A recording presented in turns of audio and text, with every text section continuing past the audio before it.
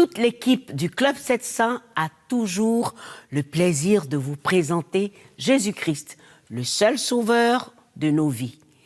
Vous en voyez la preuve dans tous les épisodes au fil des années. Et vos réponses réjouissent nos cœurs.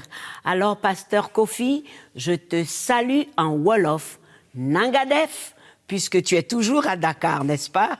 Ah oui, merci. J'ai bien l'impression que tu veux me tendre un piège pour que je donne la bonne réponse. Eh bien, Manki Firek, merci. J'ai bien répondu, n'est-ce pas? OK. Je voudrais dire à nos fidèles téléspectateurs et amis qui peuvent toujours compter sur l'amour inconditionnel de Dieu en Jésus-Christ, comme Diane et Latoya, qui avaient tous deux une enfance très dure, avec des blessures intérieures, c'est-à-dire émotionnelles, qui n'arrangeaient rien quand ils se sont mariés. Où est-ce qu'ils allaient déboucher? Regardez. Au début, ce n'était qu'une attraction physique. Mais il ne fallut pas longtemps pour que Dwayne et Latoya Perry réalisent qu'ils avaient besoin l'un de l'autre. Elle a fait preuve d'une foi en moi qui voyait au-delà de mon manque d'assurance. J'avais quelqu'un que j'aimais et qui m'aimait en retour, avec lequel je pouvais faire ma vie. Lorsqu'ils se rencontrèrent en 1992, il était un soldat de 20 ans du sud de Chicago. Beau-fils de pasteur et considéré comme un enfant doué qui avait abandonné son éducation chrétienne. Les gens disaient « Oh, il a un grand destin, il va devenir millionnaire à 30 ans. » C'était terrifiant pour moi. Et si je n'étais pas à la hauteur? À 17 ans, Latoya, ou Toy, comme il l'appelait, venait d'un foyer brisé où elle avait été victime de violences verbales et sexuelles. J'avais beaucoup d'espoir. Je me construisais un avenir qui me semblait parfait. Au bout de 4 ans, ils se marièrent, eurent 3 enfants et Dwayne quitta l'armée. De retour à l'église de ses parents, Dwayne s'inquiétait de ce que les autres pensaient de lui. J'avais vécu à l'encontre de ma foi, j'étais allé en sens inverse de ce qu'aurait pu être ma vie, j'avais des enfants à gauche et à droite, je dépendais de l'aide sociale, ce n'était pas là où j'étais censé être. Aussi, lorsque Dwayne s'engagea dans la police de Chicago en 1996, c'était l'occasion pour lui de prouver sa valeur. Très vite, il accepta toutes les heures supplémentaires et les à côté qu'il pouvait. Je donne à l'offrande, je vais travailler, je rentre chez moi, j'élève mes enfants. En ce qui concerne l'église, je m'en sortais très bien. Mais pour Latoya, l'église et la foi n'étaient pas une priorité. Elle comptait sur son mari et il n'était jamais à la maison. C'était une période de grande solitude. Je n'avais aucun ami. Je ne pense pas l'avoir déjà dit à quiconque, mais il n'y avait personne dans l'église à qui j'avais l'impression de pouvoir parler. Aussi, elle trouva un emploi et l'attention d'un collègue. J'étais en train de créer une connexion émotionnelle avec un autre adulte, car j'en avais besoin. Bientôt, la relation émotionnelle se transforma en relation physique. Toy réalisa immédiatement ce qu'elle avait fait. Je me suis dit, c'est horrible.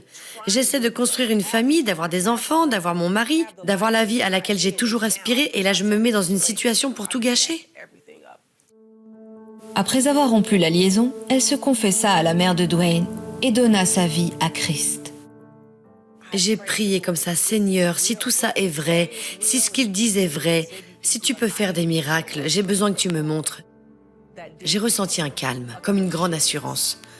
Je me souviens très bien où j'étais et avec qui j'étais. Elle appela ensuite Dwayne à son travail et lui avoua son aventure. Quelques instants plus tard, il était à leur porte. J'ai littéralement senti mon cœur se briser. Dès que je l'ai vu, j'ai senti une explosion dans ma poitrine. Je me suis écroulé et j'ai commencé à pleurer. Savoir que c'était moi qui l'avais fait et que je l'avais fait à quelqu'un d'autre me faisait énormément souffrir. Mais plus que tout ce qu'on aurait pu me faire, c'était de voir le regard qu'il avait quand il me regardait. Ça me déchirait. Après que la vague d'émotions se soit calmée, ils discutèrent, chacun admettant son rôle dans leur relation difficile. Pour le bien des enfants, ils acceptèrent de laisser le temps guérir leur mariage. Mais à partir de ce moment, Dwayne érigea un mur entre lui et Toy, et lui et Dieu. Mon mari acceptait de me laisser entrer dans son espace, et je lui en étais reconnaissante. Mais je sentais qu'il y avait comme une déconnexion. Comment retrouver la confiance dans cet espace? Je faisais tout par ma propre volonté, mon propre intellect et mes propres efforts. Puis en 2009, Toy découvrit un email sur l'ordinateur de Dwayne qui révélait qu'il avait une liaison. J'étais dévastée. Une pensée m'a traversé l'esprit. Partir, tout simplement. J'ai vraiment pensé que ça allait être la fin de mon mariage. Je vous dis la vérité. Et ce n'était pas à cause de l'autre femme, mais à cause de l'état dans lequel j'étais. À nouveau, ils durent regarder au fond d'eux-mêmes. Je savais que mon mari était blessé. Je connaissais l'homme qu'il était en dehors de tout ça. Et je savais ce que c'était que d'être brisé. Cette situation me dépassait tellement que je ne pouvais pas la gérer. Je devais dépendre de Dieu totalement. Pour Dwayne, cela signifiait qu'il devait à nouveau consacrer sa vie à Christ. C'était un abandon total. Cela m'a mis à genoux, ce qui était un affront à la personne que je croyais être. Le couple reçut des conseils et lutta pour préserver leur mariage. Il fallut de la patience et beaucoup de pardon. Mais avec le temps, Dieu guérit leur cœur et leur mariage. Il y a eu beaucoup de disputes, beaucoup de larmes, mais nous voulions tellement plus pour notre mariage. Vous prenez la décision de pardonner et toutes vos autres décisions doivent s'aligner sur cette décision. Si j'avais une émotion ou un sentiment qui ne correspondait pas au pardon, je devais lutter contre et choisir quelque chose de différent. Aujourd'hui, les Perry ont fini de lutter. Ils aident les autres grâce à des streamings en direct sur leur page Facebook Mariage Impossible. Un grand Dieu, comme lui, qui sait qui j'étais, qui je suis encore, toujours imparfaite, et qui m'aime.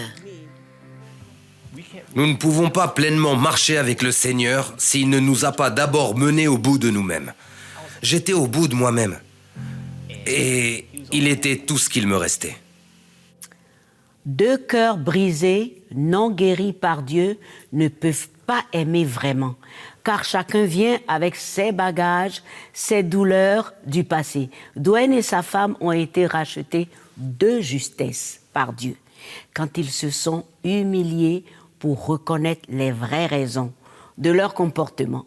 Et oui, il faut toujours faire un bon check-up, à mon avis, quand vous devez rentrer dans une relation.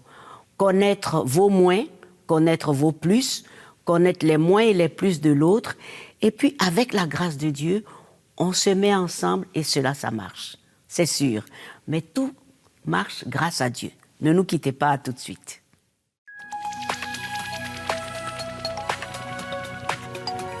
Si vous avez des questions spirituelles, des besoins de prière ou même si vous avez besoin de conseils, n'hésitez pas à nous contacter aujourd'hui à cette adresse ou au numéro suivant. Nos conseillers sont là pour vous aider. N'oubliez pas, nous sommes là pour vous.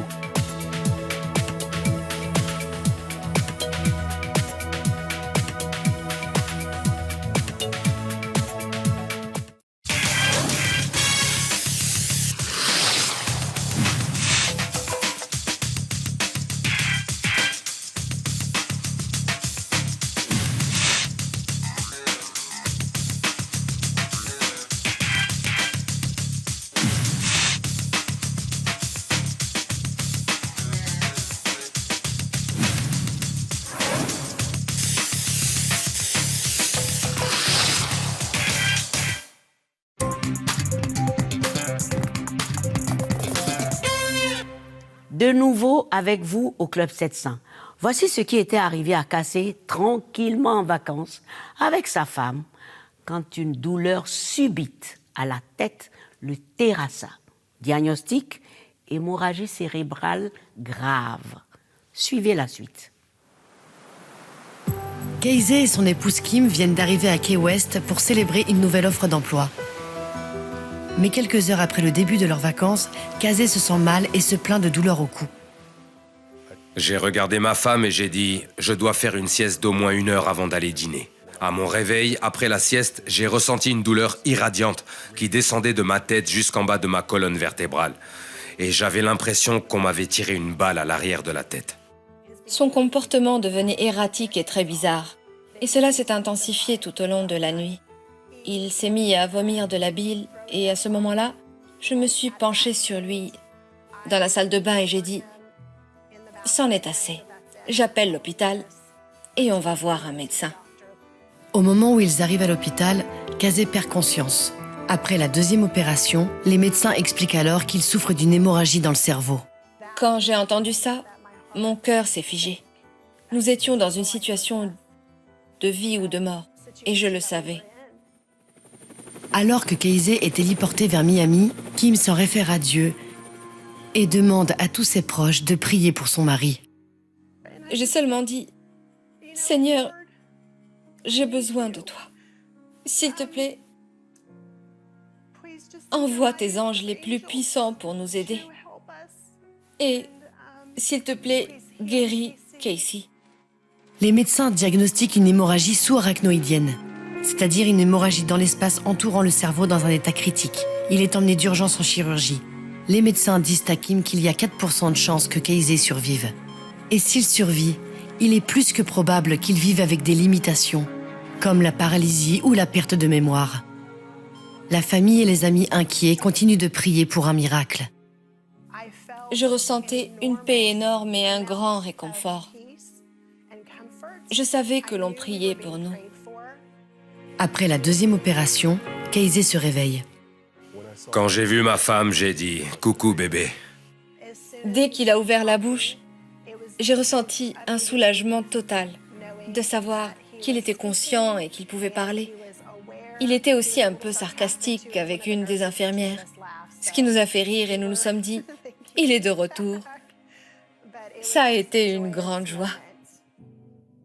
Au cours des jours qui suivent, Keizé subit de multiples opérations. Un cathéter est implanté dans son cerveau pour évacuer la pression. Comme il est suivi de près aux soins intensifs, Keizé dit que Dieu lui donne de l'assurance. Je sentais les tubes et les patchs dans ma tête de sorte que je me suis dit « Ok, c'est bien en train de m'arriver. » Mais pourquoi? Pourquoi cela m'est-il arrivé? Vais-je encore pouvoir être un père, un mari? Et vais-je pouvoir travailler? Toutes ces choses, toutes ces émotions me consumaient. Mais c'est par la prière que Dieu me donna un sentiment de paix, en me faisant savoir que tout allait bien se passer. Tout cela devient évident pour la famille et les amis de Keizé. Son état s'améliore chaque jour aux soins intensifs. 3 semaines plus tard, son dossier médical ne montre aucun signe de saignement au cerveau. Keizé sort de l'hôpital de façon miraculeuse, sans lésion cérébrale. Il dit que la prière lui a sauvé la vie. Statistiquement, je ne devrais pas être en vie. C'est grâce au pouvoir de la prière et aux personnes qui ont constamment prié pour moi et pour ma famille aussi. C'est extraordinaire. Je sais que ma guérison est un miracle. Si je suis ici aujourd'hui, c'est grâce à une intervention divine. Les médecins étaient complètement abasourdis. Il n'a aucune limitation, aucune paralysie, il n'a aucun problème cognitif. Ça a tout simplement été extraordinaire. Keizé commence à consulter le docteur Shahad Bidiwala 2 mois après l'incident pour des soins de suivi. La famille de Keizé a très vite pris conscience de son état. Il a été envoyé d'urgence chez un médecin. Il a été transporté par hélicoptère à l'hôpital de Miami, où il a pu recevoir d'excellents soins. Et les médecins firent tout ce qu'il fallait. Tout cela a été très important pour son rétablissement. Mais, bien sûr, le facteur le plus important de tous, c'est qu'il y avait quelqu'un qui veillait sur lui, ce jour-là. C'est Dieu. Il a pourvu, protégé et guéri. Keizé et Kim sont reconnaissants envers leur famille, leurs amis et même les inconnus pour les nombreuses prières. Keizé dit qu'aujourd'hui, le pouvoir de la prière est très important. L'amour, c'est l'amour. Quand l'amour prend le relais, tout va mieux. Seul Dieu a pu me révéler cela. Il m'a sauvé. Et la vie est véritablement précieuse. Les bontés de Dieu. Vous savez, c'est à cause de la situation planétaire avec cette pandémie que j'ai choisi ce titre. En mettant la main sur le cœur et disant, tout en rendant grâce à Dieu, avec beaucoup de reconnaissance pour le personnel médical, ceux de leurs collaborateurs, tous les efforts des gouvernements et toutes les contributions d'où qu'elles viennent, toutes les mesures adoptées, combien louables tous ces efforts. Mais nous resterons toujours dépendants de Dieu, car nous reconnaissons nos limites. Mais nous ne perdons pas de vue qu'il y a bien d'autres maux et besoins qui ont besoin de prière et de soutien au point d'être distraits par la psychose que fait planer cette pandémie du Covid-19. Car le fait que c'est ce qui est en actualité aujourd'hui, On ne peut pas savoir ce que cachent beaucoup de choses derrière cette médiatisation. Mais nous soyons sages et discernons par le Saint-Esprit ce que cache tout ce qui est dit et cette mobilisation de cela. Mais ne banalisons pas non plus le fait de cette réalité au nom de la foi. Soyons conduits plutôt par le Saint-Esprit et souvenons-nous de la parole de Dieu. La Bible dit ceci. Dieu me dit, ne marche pas dans la voie de ce peuple et n'appelez pas conjuration ce que ce peuple appelle conjuration. Ne craignez pas ce qu'il craint et ne soyez pas effrayés. Ésaïe 8, verset 11. Le mot-clé ici, ne soyez pas effrayés. La peur. Vous savez, la peur tue la foi. La peur aveugle. La peur paralyse même la confiance en Dieu et en sa parole. Lorsqu'il y a un esprit de peur qui est répandu, on n'a plus de soutien, on n'a plus de force, on perd le mental. La peur. Non. Devant cette situation, nous devons compter sur le Seigneur. Pourquoi? Qui a créé le monde? C'est Dieu. Qui nous aime? C'est Dieu. Qui gère et qui assure? C'est toujours Dieu. Donc, que nous traversons des situations comme celles que nous traversons aujourd'hui, avec cette grande pandémie planétaire, et tout ce que nous vivons aujourd'hui ne doit pas nous pousser à cette psychose de perdre de vue la confiance, l'amour inconditionnel que Dieu nous a donné. Non, notre Seigneur assure, il nous garde, il nous protège. Et c'est lui, comme Massi a l'habitude de le dire, il est assis sur le trône. Et la bonne nouvelle, c'est que c'est Jésus qui est notre guérison. Alors dis-le là où tu es assis. Jésus est ma force, Jésus est ma guérison. Devant cette situation et cette pandémie que nous vivons aujourd'hui, Jésus assure. Que Dieu vous bénisse, qu'il vous bénisse abondamment. Gardez la foi, gardez la confiance et le courage. Et ne nous quittez pas. À tout de suite.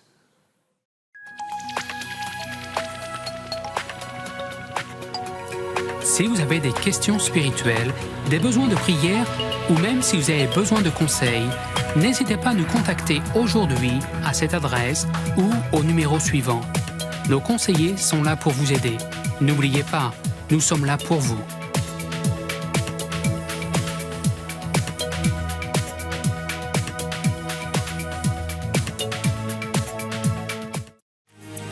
Découvrez encore plus avec Chris, Joy et Gizmo.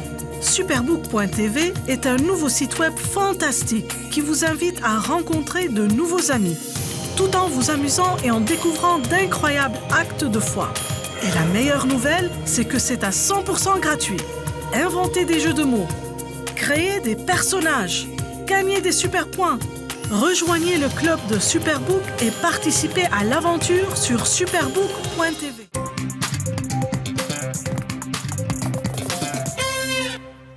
Bienvenue de nouveau au Club 700. Pendant la pandémie du Covid-19, beaucoup s'inquiétaient pour l'Afrique. Dieu a vraiment fait grâce. Nous le bénissons car Opération Bénédiction est venue en aide aux familles en détresse. Regardez et écoutez notre consoeur Freddy depuis le Sénégal. Depuis l'avènement de la Covid-19, le monde entier vit sous la perfusion d'une crise socio-économique et sanitaire sans précédent. L'Afrique, dont la majeure partie des pays était déjà fragilisée, n'en est non plus épargnée. Ici au Sénégal, où une bande franche de la population vit sous le seuil de la pauvreté, la crise s'est beaucoup fait sentir. Pour faire montre de l'amour du Christ, Opération Bénédiction de CBN était aux côtés de 86 familles vulnérables de Dakar. L'histoire de Emma en est une illustration parmi tant d'autres. Il y a 7 ans qu'Emma mène seule un dur combat pour la survie de ses enfants. Je suis mère de 4 enfants. Je suis veuve. C'est difficile pour être une maman et être un papa en même temps. Avec les enfants, c'est pas facile. Emma arrivait tant bien que mal à assurer la pitance de sa famille grâce à son travail. Mais avec l'avènement de la Covid-19, elle perdit son contrat et sa situation se détériora. Il y avait les jours que j'avais l'argent pour les donner à quoi manger. Il y avait les jours où c'était difficile parce que des fois je prenais même crédit à la boutique C'est difficile d'être une mère de famille qui n'a pas un travail fixe, tu n'as pas de formation et tu dois nourrir tes enfants, c'est difficile. Ayant vu son état de précarité, son frère décida de prendre temporairement la garde de 3 de ses enfants.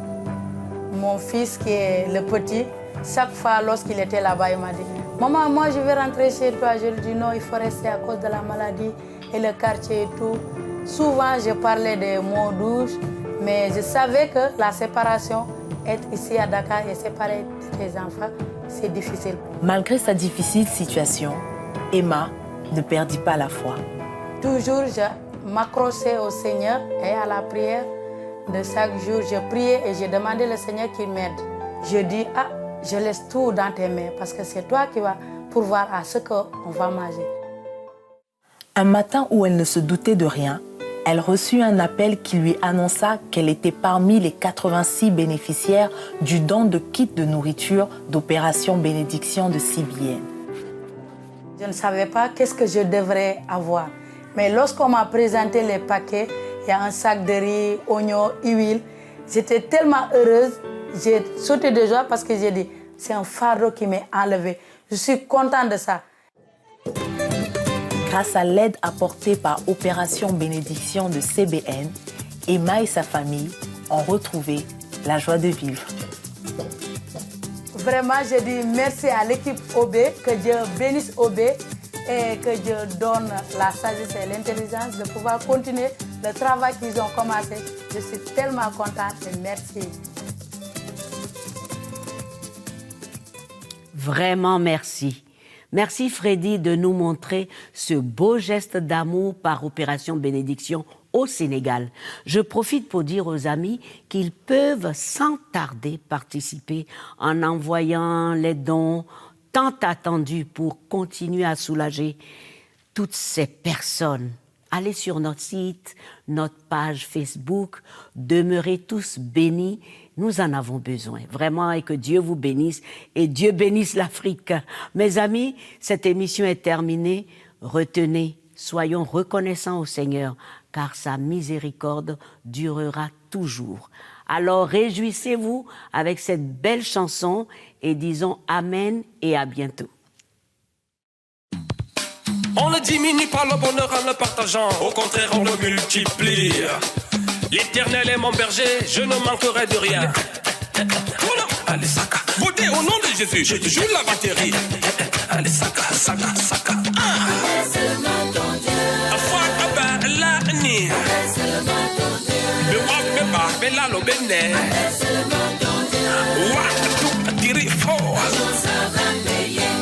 Écoute ça.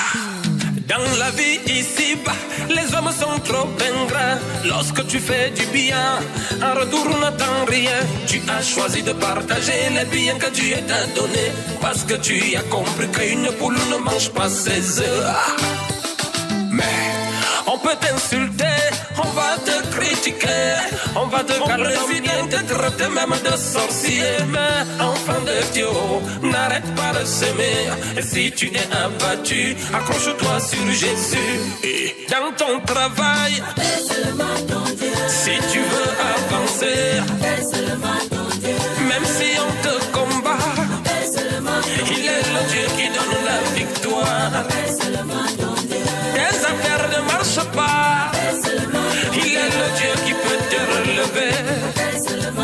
Oui, dis-lui c'est décidé. Continue de prier. Dis-lui c'est décidé. Et puis un jour, Jesus. Lorsque tu as échoué, on dit regarde raté. Mais le jour où tu réussis, on dit ce gars a trompé. Hey, je me demande pourquoi c'est au diable qu'on donne des louanges. Mais je vous rassure, moi mon Dieu n'est pas en chômage. Seulement le succès ne se vend pas au marché. Mon ami, pour réussir, tu dois bien travailler. Mais avant de travailler, il faut beaucoup prier. Parce que tu peux s'aimer, mais c'est Dieu qui fait pousser. Alors pour ton succès, amour pour ta carrière, même si on te calomnie, oh, sorcier. Pour tes projets ou tes études, même pour ton ministère. Oui, dis-lui c'est décidé. Continue de prier. Dis-lui c'est décidé. Et puis un jour, Jesus. Il y a ceux qui sont mariés, mais toi tu n'es même pas fiancé. Il y a des véhiculés, tu marches encore à pied. Ceux qui vont travailler, toi tu chômes encore au quartier. Je suis venu t'annoncer, ne t'inquiète, ça va changer. Pourquoi? Parce que ici, chacun a son étoile. Si tu ne le savais pas, moi je te le dévoile. Il y a un père là-haut, il passe bébé. Aujourd'hui il va t'exaucer. Mais, dans ta patience, et dans ta souffrance, et même si on te méprise, il est le Dieu qui va te restaurer. Hey, ta belle famille ne t'aime pas. Il est le Dieu qui va tout arranger. Dis-lui c'est décidé. Continue de prier. Dis-lui c'est décidé. Et puis un jour.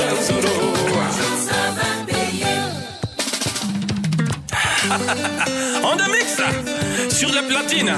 Venant Boyomo le champion. Quand ça paye, ça se célèbre. Le travail a payé. Yes, ses affaires ont payé. Yes, ses études ont payé.